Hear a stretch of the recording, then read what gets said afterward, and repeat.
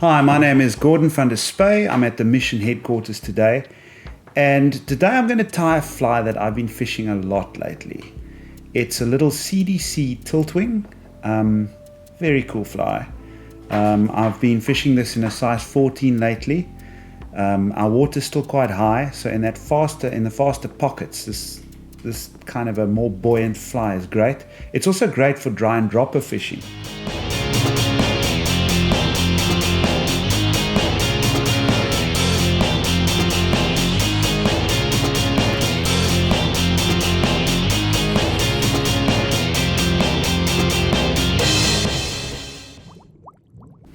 Now, what makes this thing cool? So this is a variation on a pattern called an EC Caddis. And this thing was released to the public in 1981 by a guy named Ralph Cutter. Okay, so this dude was fishing in the Sierras and he was doing what everyone did at the time, fishing LK caddises. But what he did was he did some research and he put on some goggles and he noticed that these LKs were fishing a lot higher in the film than the naturals sit in the film, the natural caddis. So what he did was he came up with an idea, and what he would do is he would tie in a little bit of LK or deer hair with a hackle, and he would lift that up and wrap the hackle underneath the wing. So the wing then became the post and the wing. It doubled as both. And what that did was it got that fly a lot lower in the film. Now, after Cutter's idea with this EC Caddis, a lot of other flies, a lot of other ties got inspired by this and started playing with their own ideas.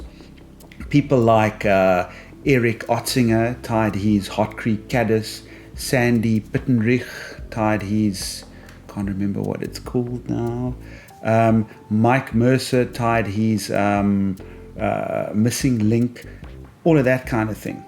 So those were all tied with hackle. Okay, Americans love hackle, and they love hackle because their rivers are fast and those stiff barbs help them keep that fly floating. It's great.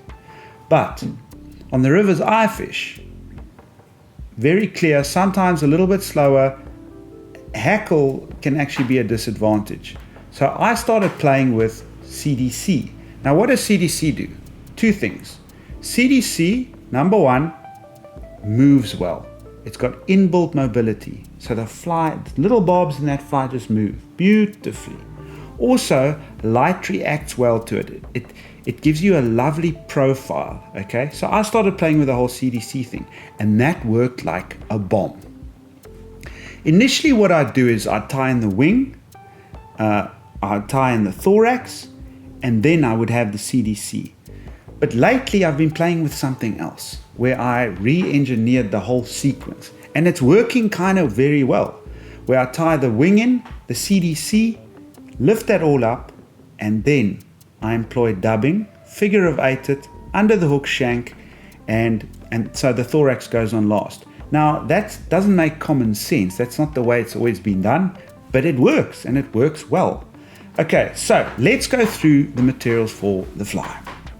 The first thing we need is a hook.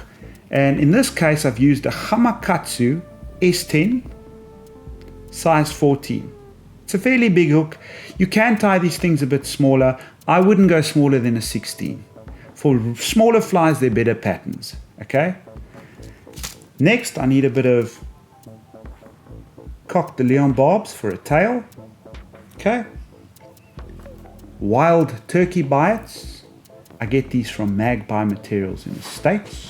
Beautiful, beautiful body material, lovely. Super glue, just to glue to help you solidify that bite body. Bite bodies can get smashed by fish and start unraveling and stuff. The glue just gives you a bit of insurance, okay? Traditionalists might not like it, but that's their problem, not mine. Okay. Then a little bit of deer hair for the wing. You could use elk hair, bleached in this case, so you can see it nicely. Okay. CDC. I use Cook's Heel Wild Mallard CDC. Great value for money. Excellent CDC, nice fine barbs, beautiful stuff. And then this stuff, I've been playing with this stuff lately. Secret squirrel. This stuff is the shit. And I'll tell you why it's the shit. It's the shit because it's rough and buggy, but it's fine at the same time.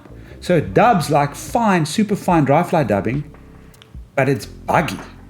You know, so you can tie tiny little flies and it's still buggy. Normally with dubbings like squirrel and things like that, when you're tying smaller with them, it's very difficult because it's very rough.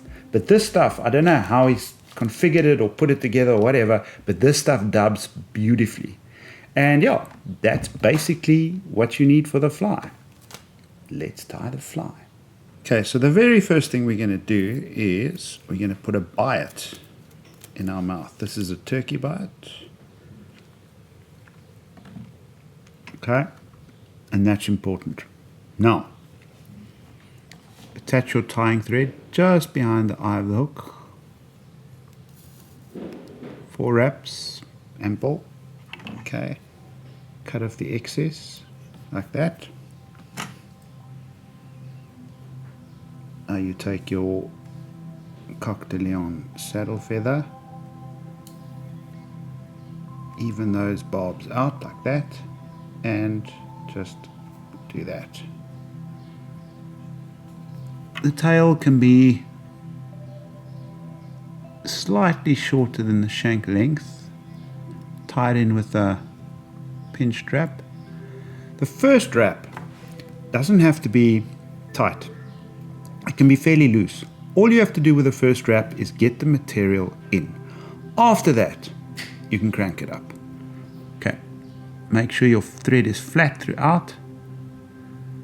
And now we can tie that material in properly. Every now and then, just flatten your thread by twisting it in an anti-clockwise way. Okay, there we go. Take your time, no need to rush. Till you're at the end of the shank. There we go, that's a nice tail. Cut off the excess. There. Now, trick.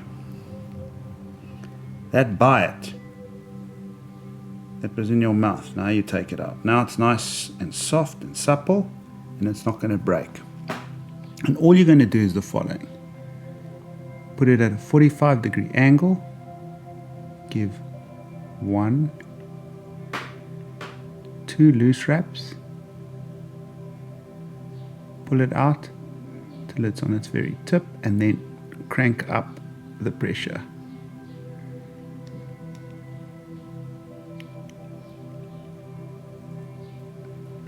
And I've tied this biot in such a way that the convex side is facing me and the little ridge is on the left side. So there is a little ridge on that side, and they're tiny little hairs on that ridge. You'll see it when I wrap it, you'll see it. It gives you quite a nice effect. Now, if we wanted to make this thing more durable, you know, maybe have super glue here. Yeah, there it is, under the bag with the flies in it. More left, down, no, right, down, left, down, there.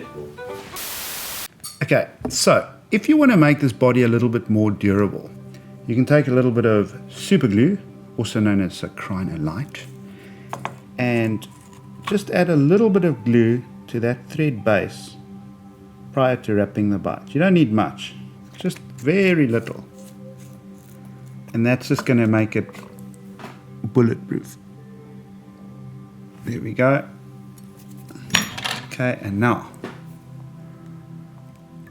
we just wrap this biot slowly. The first wrap's important. The biot mustn't twist, it must wrap in flat. And you just very gently wrap the biot in, slightly overlapping wraps.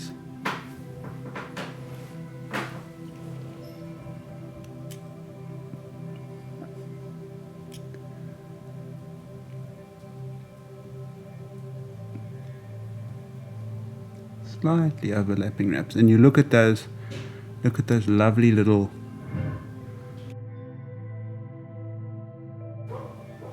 don't worry, that won't be a problem. problem.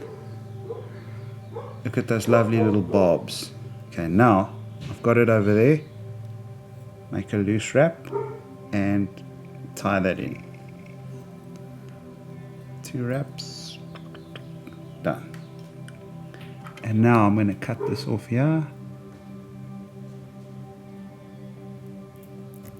Like that. Okay, flatten my thread nicely. And just get some thread over those little bits of bite we cut off. Bring my thread back till about there, that's fine, yeah. And then that's basically the body in. Now, I've cut a little bit of deer hair off of that patch, and I've put it in a stacker, and I'll just tap it. Okay, this isn't my usual stacker, so let's hope for the best, yeah. I forgot it. How do you forget a fucking stacker when you come to tie a deer fly, you know? Really now. Is that deer hair or elk hair? Deer hair. And why do you choose deer Bleached hair? deer. Simply because I had it, and simply because it works well. You can use elk. It doesn't really matter. Any hair with nice clean tips is going to do the job for you. Okay, and all I'm going to do is I'm going to measure this wing. I don't want the wing to go past the hook bend. Keep it nice and short. And all I'm going to do is loose wrap there, and tie it in. Okay, like that. That wing's in. And now lift all of this. Okay, there's one little fiber here. It's giving me cuck. Let that leave us. Make a locking wrap in the front of that. Okay, like that. Done. And now here's the trick. Now you got to lift this deer hair up, and you can like wangle it with your fingers. Don't be scared to do this.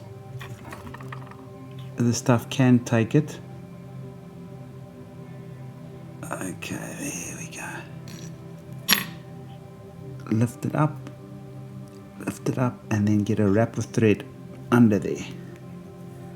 Lift this out the way. Get a wrap of thread.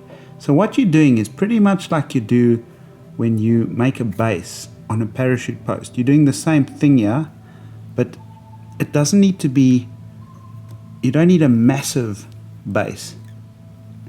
And when you do that, you'll notice the deer hair wing kind of stands up.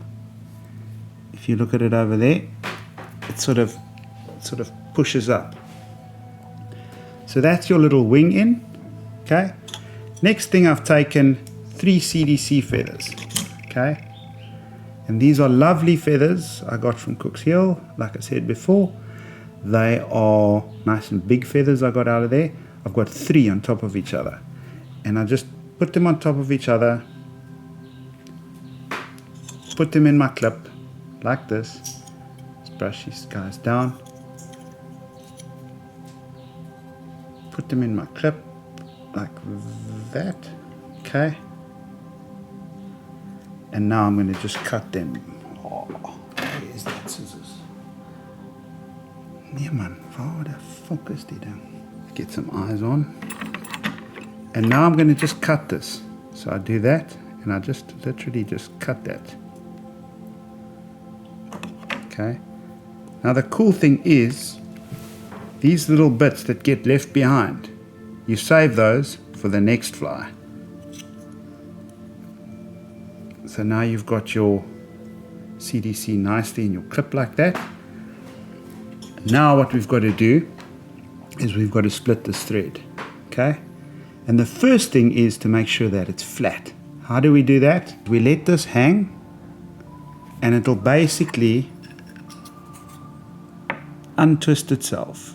You see, the bobbin holder's already doing it. If I put it over my fingernail now like that, you can see it's perfectly flat. And now I take a needle, and it's very easy for me now to split that because it's flat. Now open that like that. Okay. Now I'm going to put this in here. Okay. Very gently. Move this out, trap it in, and then open it up, and then let go. You got to commit to that. If you don't do that properly, a lot of these barbs are going to come out of that thread. You got to open it up properly and move it out. Now, 90-degree angle. Spin this in a clockwise direction. Okay. Every now and then, lift it like that, and you're going to get this bottle brush effect. Just do that. Okay, we've got to spin in clockwise because we need to twist our thread up so we trap the barbs in the actual thread. You could do it the opposite way as well, but the problem is when you wrap, then it'll untwist. The tension will become less. By doing this, every time I wrap this thing, it twists it up even further. So now you've got, if you look at this bottle brush is perfect. It's beautiful. It's not even, it's not tidy, it's lacquer. And those barbs are stuck in there. Now, what we got to do, lift the wing, get all these barbs out the way. If you ever have a problem with a barb that's misbehaving, use your needle to help you. Okay, there we go. And now, wrap. Okay. Wrap. Wrap. Okay, now what you're going to start doing is you're going to start keeping these barbs out the way. So brush them like this. So brush it, wrap it. Okay.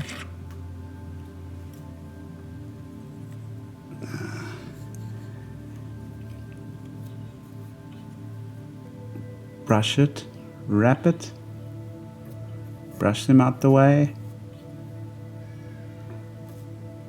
wrap, brush out the way. I'm wrapping this like a parachute. I'm wrapping down.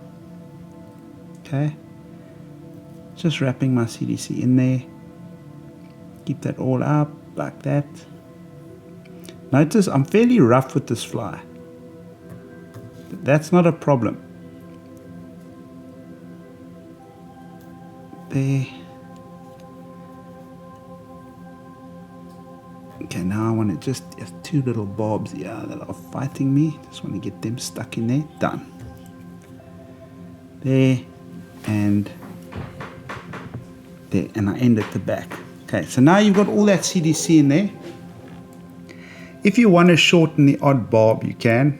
You can just pinch it like that. Oops. There we go. Now, if you look at this thread now, you'll see it's busy untwisting because it's very twisted up now. Okay, so just let that do itself.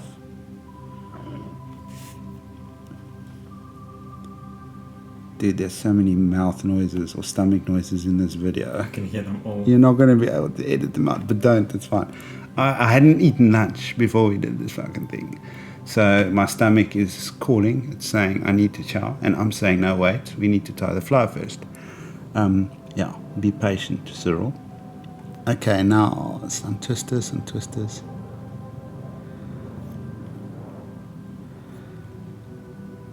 There, now it's starting. There we go. That's good. Flat. Okay, now I'm going to do something very unconventional. I'm going to take my dubbing now and I'm going to form the thorax. Normally when you do this sort of thing, you do the wing first, you do the thorax, and then you do the hackle. Not so. With this, I'm going to do it a little bit differently. I've got some of this secret squirrel. Very good shit, this. And I'm just going to dub it on very, very lightly. You don't need much. Just very lightly. What I like about this stuff is it's fine, but it's buggy at the same time. Normally, buggy dubbings are not fine and they're difficult to dub when you're working with small flies like this, but with this stuff, it's great.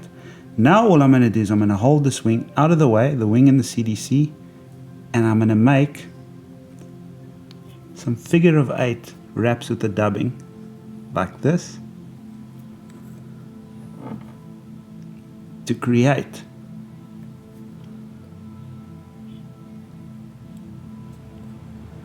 the thorax, okay? And then that's basically my thorax. If there's the odd little CDC fiber key or whatever in the way, just cut it out.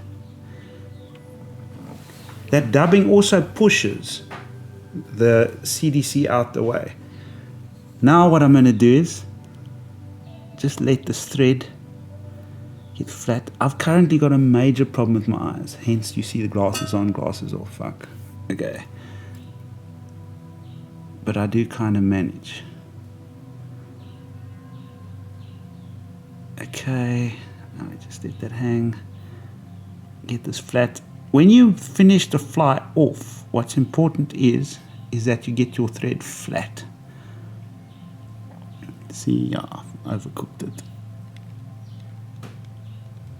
It just gives you a nicer and neater thread head. Let's have a look. We can go a bit more. Oh, that's fine. Okay. Now I'm going to whip finish this thing. Hold all this out of the way. 1, 2, 3, 4, 5 will do it. Okay. Just be very gentle with it. There. Okay. Get this other side. And just. That's fine. Okay. Now. Cut that off. There we go. Now what we can do is put a little drop of super glue on that thread over there. Just tiny. Okay. Lift all of this up. Put a little drop of super glue there. A little drop of super glue there. Okay. How's the thing? Now you got to get all these little deer hairs. These are the butts of them. Get them together. Get your scissors in there and just cut. And if you've missed one,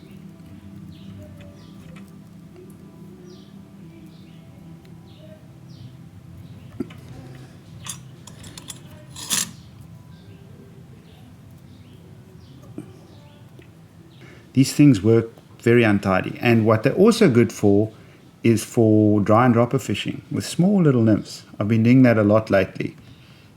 If I get a fish that I'll be guiding someone and he'll miss a fish 3 times, 4 times, whatever. And then I'll just use this, put a nymph under it, and we'll generally get that fish first cast. Not a big nymph, small nymph, 2.5 mm bead, beautiful. So yeah, that's basically the CDC Tiltwing.